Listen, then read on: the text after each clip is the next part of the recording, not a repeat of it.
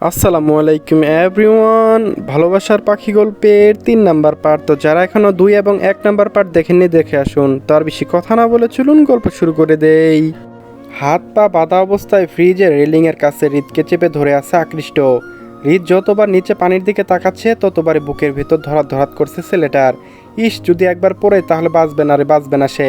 হৃদ অসহায় কণ্ঠে চেঁচিয়ে উঠল, ভাই ভাই স্যার আমাকে, ভাই রে ভাই, আমার তোর বড় ভাই, একটু তো সম্মান কর। আকৃষ্ট পেটের মধ্যে সজোরে ঘুষি বসালো হৃদের। হৃদ বেধায় অস্পষ্ট ধবনি তুলল, সম্মান মাই ফুট, তুই পালালি কেন? বিয়ে করবি না তো করবি না, আমাকে ফাঁসিয়ে পালিয়ে গেছিস কেন? হৃদকে আবারও খানিকটা ব্রিজের রেলিংয়ের সাথে চেপে ধরে আছে আকৃষ্ট। হৃদ শুকনো ঢুক গিলেই বলল, এরে ভাই, আমি কি জানতাম না কি তোর সাথে বিয়ে দিয়ে দিবে? বিশ্বাস কর আকৃষ্ট, আমি যদি জানতাম তাহলে জীবনও পালাতাম না, সোজাসুজি বলতাম বিয়ে করব না। আকৃষ্ট কিরমিরে রুট কণ্ঠে বলে, ভুল যেহেতু করেছিস এখন পানিশমেন্ট তো পেতেই হবে। গুনে গুনে তোর থেকে 1 বছর বড় আমি, 365 দিন। বড় ভাইকে এভাবে মারছিস, লজ্জা করে না আকৃষ্ট? আকৃষ্ট বিস্তৃত মিশিয়ে নয়নে তাকালো হৃদের দিকে, ধুম করে একটা ঘাড়ে বসিয়ে দিল আর আওড়ালো, বড়দের মতো কাজ কর, অবশ্যই সম্মান করবে ইডিয়েট। তোমার পাপা তোমাকে এত তাড়াতাড়ি বিয়ে দিল কেন? আকৃতির কথায় ভৌ বাঁকালো পাখি, কেন তোমার হিংসা হচ্ছে বুঝি? পাখির কথায় আশ্চর্য হলো আয়াত। সে তো আর তার আপুর সাথে এভাবে কথা বলে না, নয়তো খুব মার খাবে। আকৃতি চেঁচিয়ে চেঁচিয়ে বলল, মানে কি হিংসা হবে মানে? পাখি দুষ্টু হেসে বলল, এই যে তুমি আন্টির বয়সী হয়ে বিয়ে করতে পারোনি, আর আমি তোমার মেয়ের বয়সী হয়ে বিয়ে করে ফেলেছি। আয়াতের উষ্টজোড়া আলাদা হয়ে গেল। আকৃতির চোখ গরম করে তাকালো, অসভ্য মেয়ে কোথাকার। সরি আন্টি, থরি আপি, আমি মজা করছিলাম। আকৃতি রেগে মেগে রুম থেকে বেরিয়ে গেল। আয়াত ফেল ফেল করে তাকিয়ে আছে পাখির দিকে। এই মেয়ে কি অদ্ভুত। গোসল করে ফ্রেশ হয়েছে পাখি, আয়াতের সঙ্গে বেশ গদগদ ভাব হয়েছে তার। কিন্তু আকৃতি ঠিকই তার বিপরীত, মোটেও পছন্দ করেনি পাখিকে। কি করে করবে? এরকম একটা বাচ্চা মেয়েকে ভাইয়ের বউ বলে মানা যায় নাকি? সকাল সকাল বেরিয়ে গেছে আকৃতি আর আয়াত। তাদের পড়াশোনা আছে তো নাকি? সুফাই নবাব নন্দিনীর মতো বসে আছে পাখি, সে যেন রানী ভিক্টোরিয়া।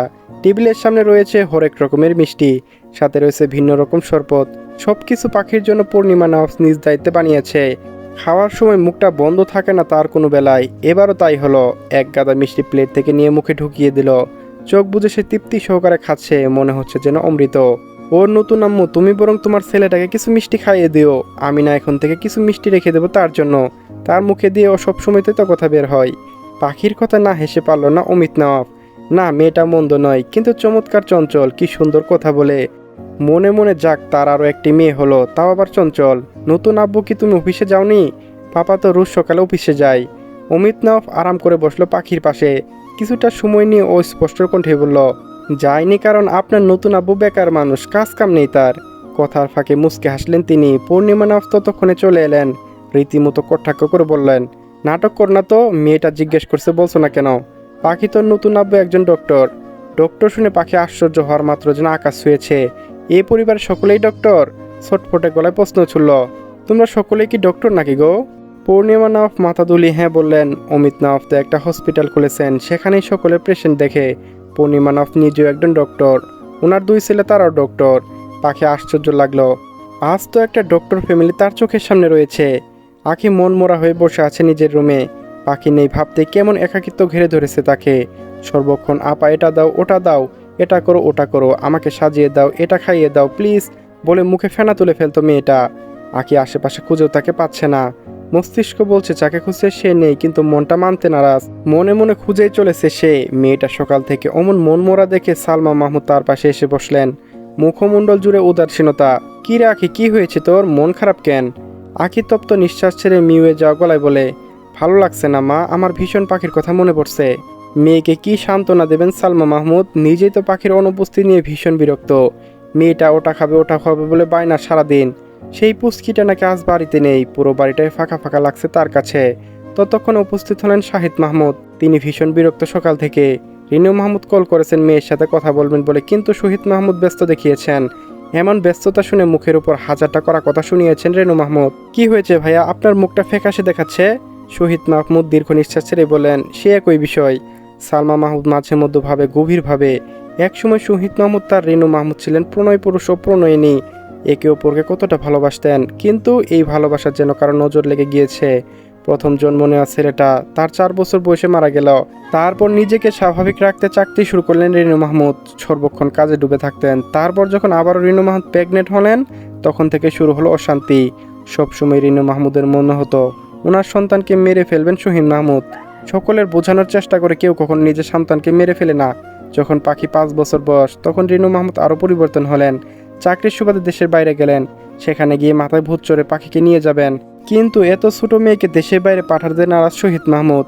এই নিয়ে তুমুল ঝগড়া হয়। এক পর্যায়ে শহীদ মাহমুদকে ডিভোর্স দিবেন বলে ঠিক করেন। বাড়ির প্রতিটি সদস্য তাকে বোঝায়, অথচ তিনি বুঝতেই চান না কোনো মতেই। দেখতে দেখতে সময় পেরোতে থাকে। দুইজনেই অশান্তি আর সহ্য হয় না। শেষমেশ ডিভোর্স হয়। কিন্তু শহীদ মাহমুদ নিজের মেয়েকে ছাড়তে নারাজ। ছোট থেকে পাখিকে রিনু মাহমুদকে ভয় পায় তার পাগলামির জন্য। এখন সেই ঝামেলায় চলছে। রিনু মাহমুদ প্রাণপণে চেষ্টা করছে পাখিকে লন্ডনে নিয়ে যাওয়ার।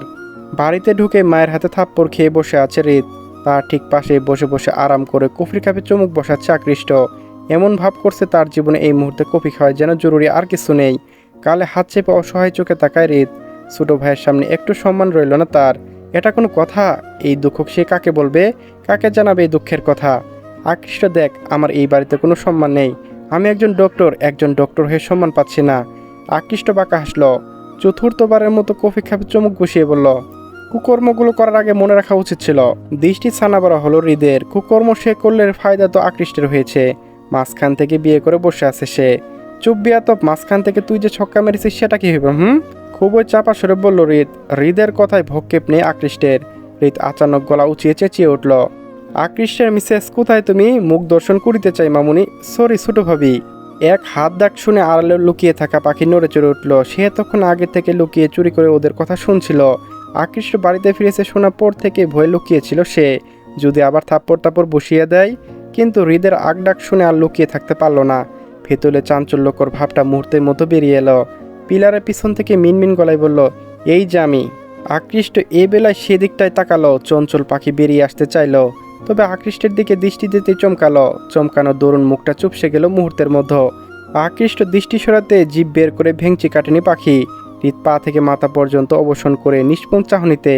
এই হাফ ইঞ্চের মতো একটা মেয়ে আকৃষ্টের বউ, মানে পূর্বে তার সাথে বিয়ে হতে চলেছিল। তুমি কে? পাখি চঞ্চল ভঙ্গিতে বলল, আমি পাখি, কিন্তু আমি তো দেখছি তুমি মানুষ। ভেবাচেকা খেয়ে গেল পাখি।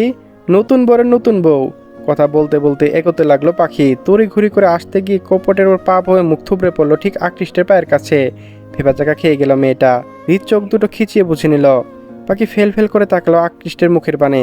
আকৃষ্ট যেন চোখেই বলছে, বড়দের সাথে বিয়াদবি করলে এমনই হয়।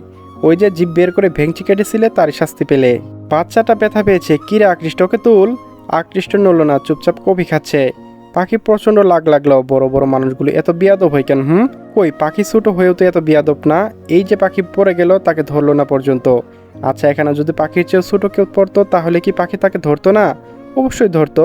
তুলে দাঁড় করাতো, চুমু খেত, নিজের ভাগের থেকে 2টো রসগোল্লা খেতে দিত। পাখি নিজে উঠে বসলো। রীত এগিয়ে এলো তার নিকটে, বিচলিত কণ্ঠে শুধোয়, কোথায় লেগেছে দেখি।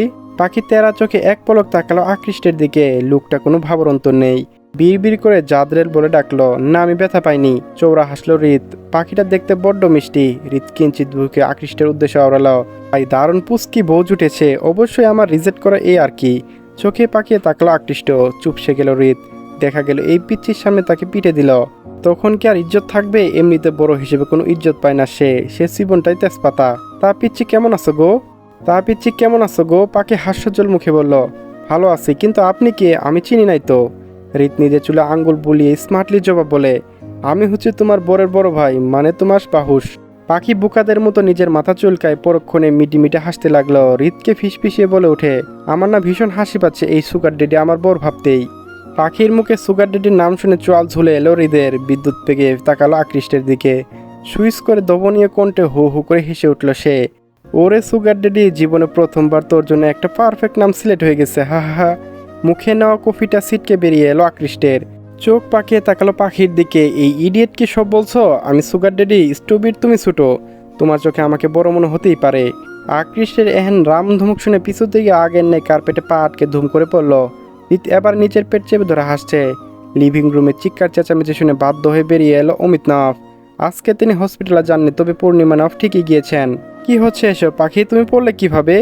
পাখি দৃষ্টি ঘুরিয়ে বেরিয়ে একবার আকৃষ্ট আরেকবার হৃদ আবার অমিত নাফকে দেখলো। এতপর ফুপিয়ে ফুপিয়ে কেঁদে বলে ওঠে, এই লোকটা আমাকে ধাক্কা দিয়ে ফেলে দিয়েছে ইচ্ছে করে। ডাহা মিথ্যা কথা শুনে দৃষ্টি সূচালো হলো আকৃষ্টের। পাখির স্পৃহা জাগ্রত হয় এই লোকটাকে একটু বোকা খাওয়ানোর। হৃদ থমকে দাঁড়ায়, এই মেয়ে মহাচালাক মেয়ে, কি সুন্দর মিথ্যা বলে দিল। কটমট দৃষ্টিতে তাকালো অমিত নাফ আকৃষ্টের দিকে। ভদ্রলোক বোধহয় খেপে গেছেন, তিরিক্ষণ মেজাজে বলে ওঠেন, এসব কি হচ্ছে আকৃষ্ট? তুমি কেন পাখির সাথে এমন করছো? তুমি কি ভুলে যাচ্ছ মেয়েটা বাচ্চা? আকৃষ্ট বাঁকা হাসলো, হাসিটা বড্ড অদ্ভুত। পাখি হোঁচকুচিয়ে গেল। আকৃষ্ট নিডাক সুরে বলে ওঠে, বেশ করেছি, সামনে আরো বড় ধাক্কা খাবে, কাউন্ট করতে বলো। তোমার বাচ্চা পাখি কি আব্বু? আর হ্যাঁ, আমার থেকে দূরে থাকতে বলো, নয়তো ওর কিউট মানচিত্রটা বদলে দেবো, আন্ডারস্ট্যান্ড? এক নিঃশ্বাসে বলে শেষ করলো তার বক্তব্য। অমিত নাফ তুললেন পাখিকে। পাখি শ্যাপের নেই ফুসফুস করে উঠল। অমিত নাফ ছেলেকে উদ্দেশ্য করে গলা উঠিয়ে বললেন, তোমার মা আসুক, এরপর বুঝবে তুমি। রুমের দরজার কাছে এসে ফিরে তাকলো আকৃষ্ট। উকি দিল লিভিং রুমের দিকে, দৃষ্টি নিবদ্ধ করে মস্কার মুসহিত আওড়াল, আমি ভয় পাই না আব্বু, ভয়টা বোধ হয় আমার জন্মদাতা পিতা পাই। এহেন অপমানে গা পিচ্ছি জ্বলে উঠল তার। আকৃষ্টে কাঁধ উঁচিয়ে বলা কথাটা বেশ গায়ে লাগলো ভদ্রলোকের। অবশ্য ঠিক বলেছেন তিনি, পূর্ণি নাফকে ভয় পায়। ভয় বলে ভুল হবে, মানুষটাকে ভালোবাসে, মানুষকে হারানোর ভয়টা মূলত পায়। পূর্ণিমা নাফ ছিলেন ইউএসএ বড় হয়ে একজন মেয়ে। তাদের পরিবারের সকলে ওখানে হসপিটালে ইন্টার্নশিপে যখন ইউএসএ যায়, অমিত নাফ সেখানে দুইজনের পরিচয়। তাদের মধ্যে বন্ধুত্ব হয় এবং তারপর ভালোবাসা। সেই ভালোবাসা থেকে বিয়ে অবধি আসে এবং আজকের তিনি অমিত নাফের স্ত্রী। হৃদ ইউএসএ যায়নি, সে এখান থেকে পড়াশোনা শেষ করেছে। আর আকৃষ্ট ওখান থেকে পড়াশোনা ধাপ শেষ করে জব করে ওই কয়েক বছর, এরপর ফিরে আসে। রুমের বারান্দায় ইজি চেয়ারে বসে ফাইল চোখ বোলাতে ব্যস্ত আকৃষ্ট। আপাতত কোনো কাজ নেই তার, কাল থেকে আবারও হসপিটালে যাবে। অনেকদিন হলো হসপিটালে যাচ্ছে না সে। দরজার আড়ালে দাঁড়ালো পাখি, ভৌকুসকে ওই বুড়ো লোককে দেখছে। আচ্ছা, লোকটা এমন কেন? এত পচা মানুষ হয় কিভাবে? এই যে নতুন বর, আমি আসবো? আকৃষ্ট পাখির দিকে তাকালো না, নিরেট সরে বলে ওঠে, অনেকক্ষণ যাবৎ আড়ালে দাঁড়িয়ে দেখছো, এখন আবার জিজ্ঞেস করছো কেন? পাখি বাচ্চাদের মতো ঠোঁট উল্টায়। সে কি করে দেখলো পাখি আড়ালে লুকিয়ে আছে? আচ্ছা, তার কপালে কি অদৃশ্য চোখ রয়েছে নাকি? একটুখানি গিয়ে দেখলো চোখগুলো ঠিক কোথায় রয়েছে। না থাক, যদি থ্রেটমেট দেয় তখন কি হবে? আচ্ছা, আমি একটা কথা বলবো? চলবে গাইস, পরবর্তী পার্টও আপলোড দেওয়া আছে, সবাই দেখে নিন।